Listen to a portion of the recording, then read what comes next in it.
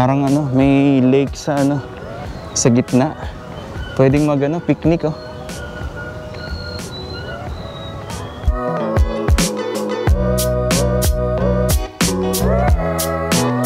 Nitong nakaraang Huwebes ay sinimula na ang construction ng elevated walkway na magkokonekta mula Quezon Memorial Circle at Ninoy Aquino Parks and Wildlife Center.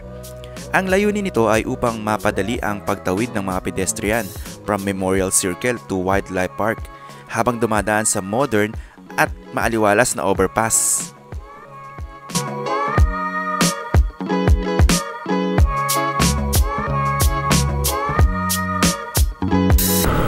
Alright, magandang araw sa inyong lahat. Dito tayo ngayon sa may kanto ng Mindanao Avenue at North Avenue.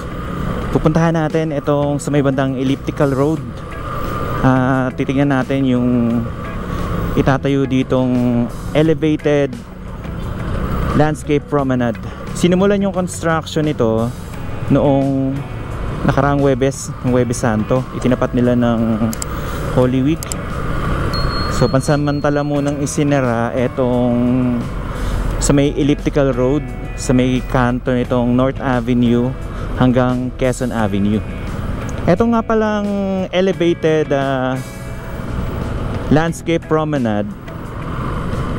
Ito yung bagong project ngayon dito sa Quezon City na magdudugtong magmula dito sa may Ninoy Aquino Wildlife papunta rito sa may Quezon Memorial Circle.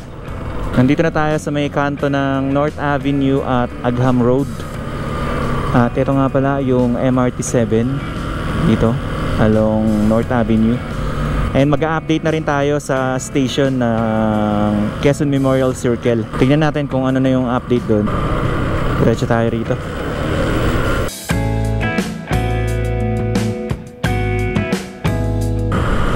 Ito yung railway ng MRT7. Bali pababa na yan papunta ng station ng Quezon Memorial Circle. Ayan, makikita nyo dyan, pababa na siya. At ito yung underground station ng MRT7. Tapos ito yung station ng metro ng MRT7. Dito may construction silang ginawa rito.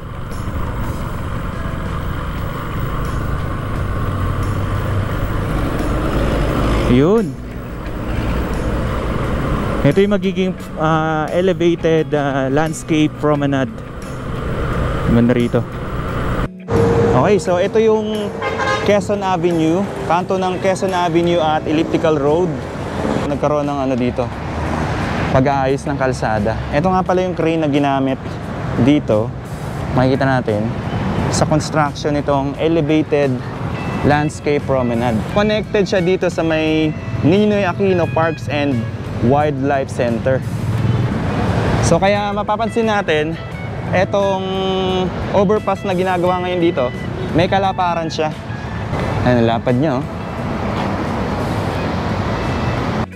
Ito yung kanto ng North Avenue at Elliptical Road. Dito matatanaw natin etong ginagawa ngayong station dito sa may Quezon Memorial Circle. Ito yung magiging pangalawang istasyon ng MRT7 magmula dito sa may North Avenue Station patawid dito sa may Quezon Memorial Circle. So makikita natin na dito wala na yung railway track dito. So nasa ilalim na yan. Dito yan sa ilalim dadaan. At yung station nandun na sa may ilalim. Tapos itong nakikita natin, itong may bakod na yan, dati mga informal settlers yung nakatira dyan. Naalala ko kasama pa natin dati yung Dipos. Sila yung nag-clearing dyan. So maraming mga bahay na na-demolish dyan. At nagkaroon ng road widening. Dati kasi hindi naman ganito kaluwag to, itong North Avenue. Ayan, may ano siya, may setback siya. Mas pinalawagan nila yung kalsada dahil nga siguro dito sa ginagawang MRT7. Kasi naalala ko dati parang sinabi nung nagbabantay rito, ano, gagawa ng access yung tao papunta doon sa station ng MRT7. Tapos meron tayong nakikita dito mga ano, so parang gagamitin natin sa construction, pero hindi ko sigurado ah. Pero yun kasi yung natatandaan ko eh. So pwede magkaroon ng underpass magmula dito papunta doon sa may station ng MRT7, doon sa may Quezon Memorial Circle. Dito sa may Quezon Memorial Circle Station ng MRT7, makikita natin na may mga naghahalo ng simento dyan. Patuloy na yung construction ngayon dyan. May nakikita tayong mga gumagawa. Hindi lang natin makita isa ilalim, pero meron tayong nakikita ng mga gumagawa doon sa may bandang ilalim. At nakikita natin naghahalo sila ng simento.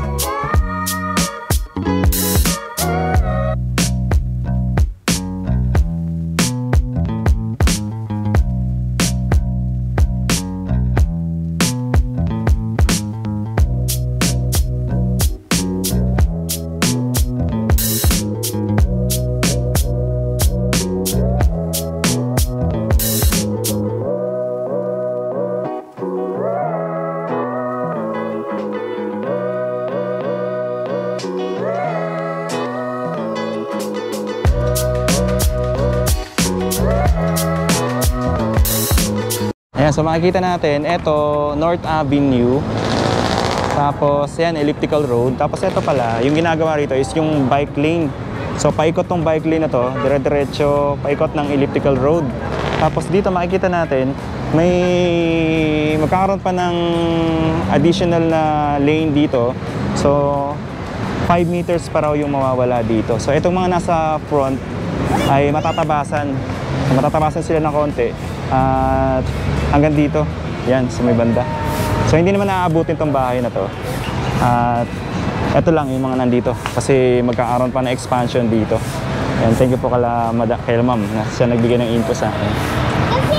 So dito, ito masasama to sa matatabas itong property na nandito sa bungad. So magpapantay na siya kasi makikita natin yung kalsada ron. May ano siya doon may awang siya doon. So magpapantay na siya. Dire-diretso na dito sa may North Ave yung kalsada. So ito yung entrance ng Ninoy Aquino Parks and Wildlife Center.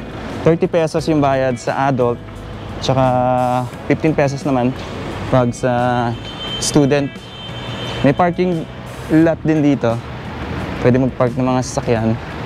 Motorcycle, ganun, 30 pesos din ata. Ito yung makikita natin dito sa loob. Pwedeng tumambay. Tahimik dito. May nakikita ko mga cottages dito na pwedeng tambayan. Tapos ito, may picnic. Ito pala ang tawag dito. Picnic shed. Amphitheater. Banda ron. Tingnan natin dito sa ano. Ganito pala rito. Sa may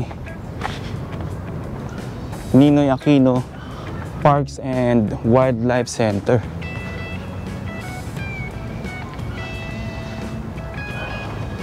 Parang ano, may lake sa ano, sa gitna. Pwedeng picnic oh.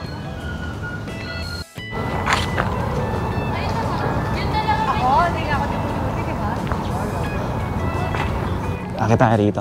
And tingnan natin kung ano yung makikita natin banda ron sa may gitna. Marami mga ano dito, nagpo-photoshoot. Mga para sa debut, para sa wedding.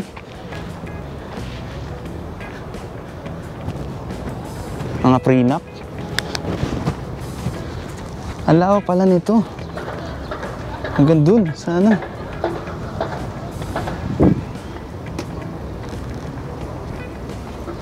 Dito hindi na pwede ata pumasok. Naka-padlock.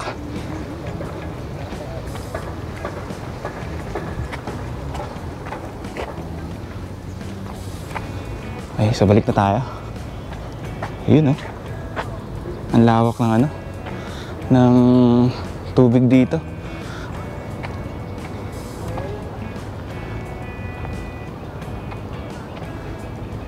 So magiging madali na yung access magmula dito sa may Ninoy Aquino Parks and Wildlife Center papunta ron sa may Quezon Memorial Circle. Tapos maganda pa yung dadaanan na overpass, itong elevated landscape promenade. Dito may ano pa, may packet pa rito. Ano rin yan, yung galing dun sa ano, pinuntahan natin.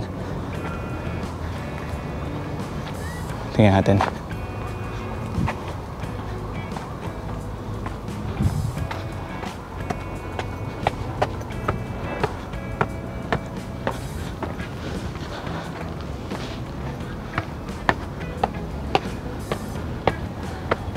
Ayun, ganda pala rito. Tapos may mga ano rito, may mga ibon na ano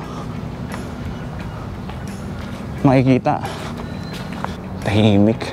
May ano kayo, may privacy. Pwede rin kayo ditong ano, yung prenup tsaka yung mga pictorial for mga iba't ibang occasion.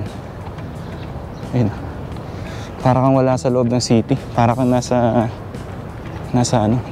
labas ng Metro Manila.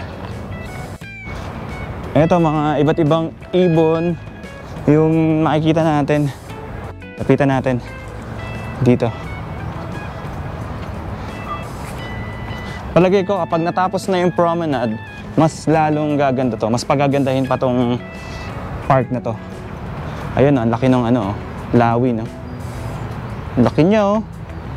Oh. Oh. Lawin ba to? Para siyang ano eh, falcon o laki. So ano to? Mas dadami mamamasyal dito kapag nagawa na yung promenade dun. Sarap tumambay dito. Ang dami mong malalakaran. Ang daming pwedeng puntahan, tsaka ano, makita rito. Yung mga ibon, yung mga nandito. Para siyang ano, aviary. Maliit na may mga aviary dito. Iba't ibang mga ibon yung nakikita. Yan, dito raptors, mammals, and reptiles. Tingnan natin. May ano, may buhaya. Ayun, banda ron. Ayun siya. Parang ano, maliit na crocodile. Dito, meron din. May crocodile din na maliit. Ayun. Ayun, may crocodile, oh. Dalawa.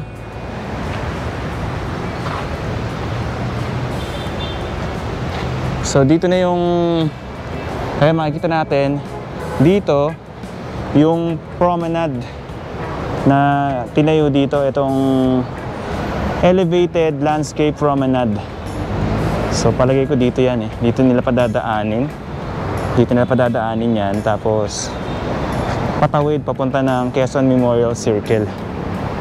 Ayun, oh, banda ron. Alright, maraming salamat sa pagsama sa akin dito sa simpleng update natin dito sa may Quezon City, sa may Elliptical Road. Ito ang ginagawang elevated landscape promenade na isa sa mga pagpapaganda dito sa part ng Quezon City. Maraming salamat and magkita-kita po ulit tayo sa mga susunod na update. Thank you so much and God bless po sa inyo lahat.